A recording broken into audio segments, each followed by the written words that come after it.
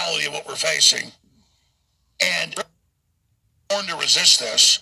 And it's the safest course to fight this. If this thing goes in, almost everybody's dead. And I'm going to play clips for you here in just a few minutes that tie into this. And I'm going to explain how the rollout's going to happen, how it's going to unfold, and the different layers to it. The layers of the people implementing it, but also the layers to the attack. Because we have the enemy blueprint. God gives us free will. God loves us and wanted to create creatures in his image, little g, not God's, but little g's. That's the Old Testament says that. And the Psalms. We're not like the New Agers, oh, we are God. No, we are not God. We are experiencing God, interfacing with God, and are little g's. So we're made by God. We're a little slice off the old block, little chip off it.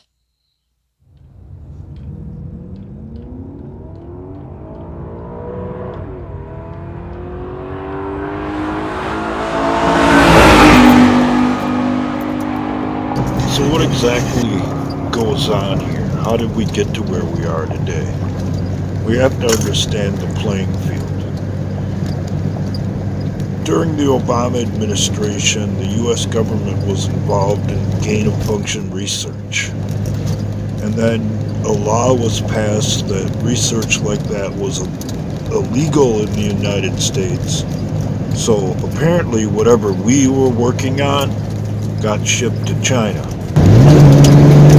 After that, it's full speed ahead.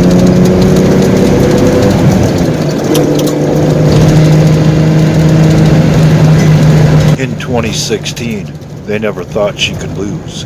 As a matter of fact, they taunted and challenged whoever might step up to challenge them. Or their system that they were certain they were going to be able to install. Annual meetings were held during the Obama administration with big tech, social media, and news platforms as to how they would conduct themselves during that time. Then it all went off the rails when the wrong person, at least in their opinion, got elected president.